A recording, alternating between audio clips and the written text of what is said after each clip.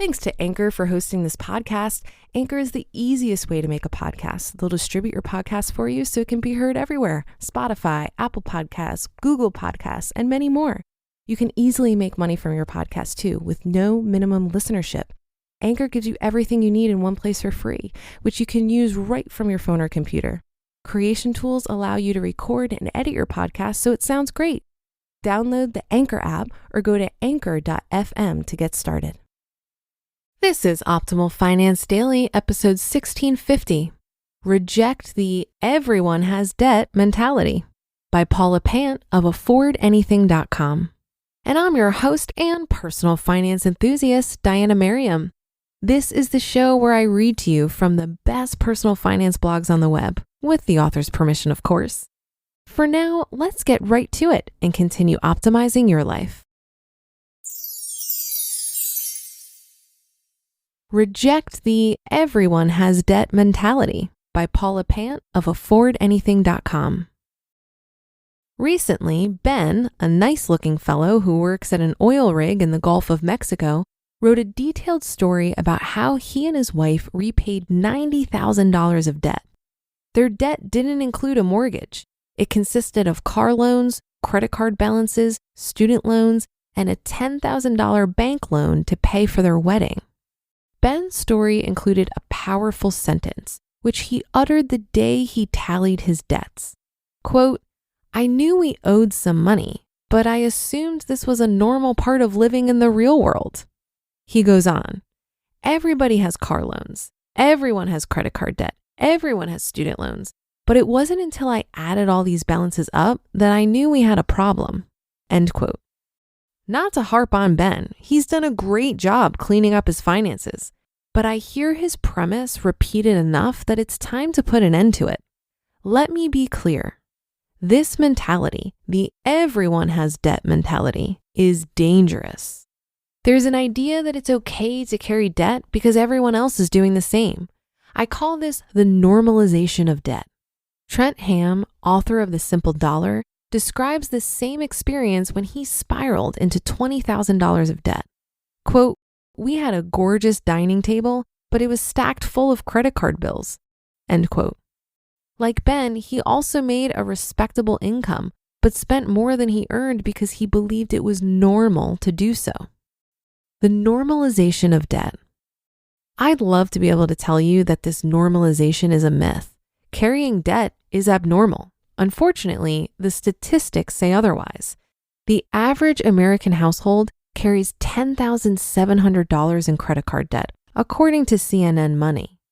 This actual figure is in question. WIS-TV in South Carolina says the average household credit card debt is around $15,000, while television personality Clark Howard cites the average personal debt as $24,775 for residents of the 20 largest U.S. cities. On the other hand, 46% of Americans say they're suffering from debt-related stress, according to USA Today, which means the majority, 53%, are not. That doesn't mean they're not in debt, however. It just means they're not stressed about it, either because they have a plan in place for dealing with it or because they're not paying attention. The cost of missed opportunity. But just because everyone seems to have personal debt doesn't make it any less atrocious. Imagine that you have a credit card balance of $10,000, by all accounts less than the average US household, and an interest rate of a meager 10%. Good luck finding that rate on a credit card. With payments of $200 per month, you'll need 65 months, almost 5.5 years, to pay it away. Worse yet, you'll cough up over $2,990 in interest. Now, let's imagine you have no debt. You save the same $200 per month in a Roth IRA retirement account, which you invest in a mix of 70% stocks and 30% bonds. After 5 years, if the market performs on average, you'll have $16,000. The debt in the first scenario cost you more than a mere $12,990, the balance plus interest. Your $10,000 of debt costs you $16,000 in lost opportunity. Look at it another way. For every dollar you spend, you pay $1.60 in missed opportunity. For every $10 you spend, you're really spending $16. Who cares if it's normal? Is it good? The question people should be asking themselves isn't, is it normal to have this debt? But rather, is it good to have this debt? Sometimes the answer is yes.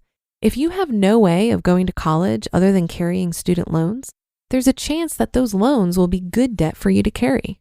The average college graduate earns $1 million more than the average person with a high school diploma over the span of his or her lifetime. That statistic, of course, is skewed upwards by college grads in high-paying professions like neurosurgeons and chemical engineers. Let's use some conservative assumptions. You earn half of the average that most college grads get. This means you earn an extra $500,000 over the span of your lifetime as compared to a high school grad. Over the span of a 45-year career, that means you earn an extra $11,111 per year as compared to a high school grad. That's like the high school grad making $30,000 while you make $41,111. It's reasonable. Let's also assume you paid $50,000 in student loans and interest. For every dollar you borrow and invest in your college education, you'll earn $10. In this case, debt can be a good thing. But when buying consumer items, like a car or a wedding, the answer to is it good is almost universally a resounding no. You and your soulmate will be together forever, regardless of whether or not you have a gorgeous wedding. You can just as safely leave the house in an 8-year-old car or a brand new car. Unfortunately, most people haven't figured this out, which is why you should stop listening to most people. Reject the normalization of debt. Focus on making good choices, not common ones.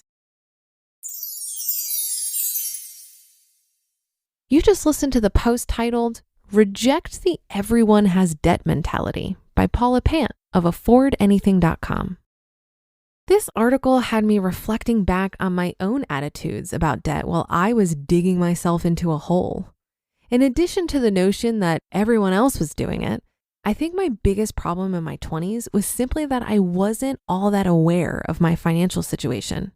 I knew I had some debt, but it wasn't until I ran my free credit report and looked at everything collectively that I realized I was actually $30,000 in debt.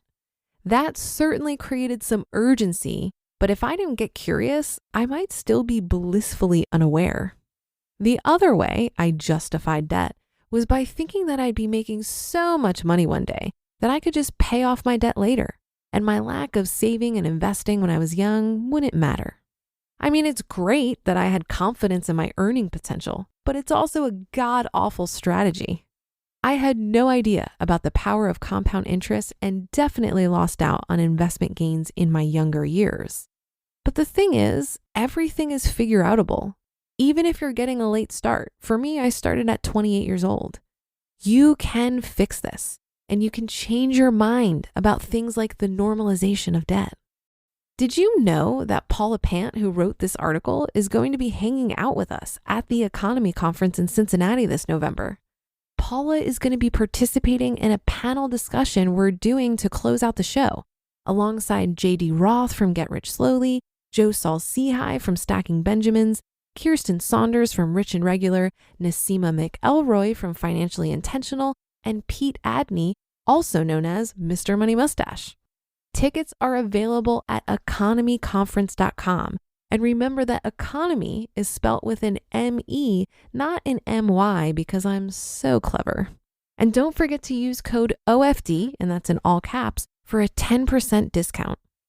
That should do it for today. Have a happy rest of your day, and I'll see you on the Thursday show tomorrow, where your optimal life awaits.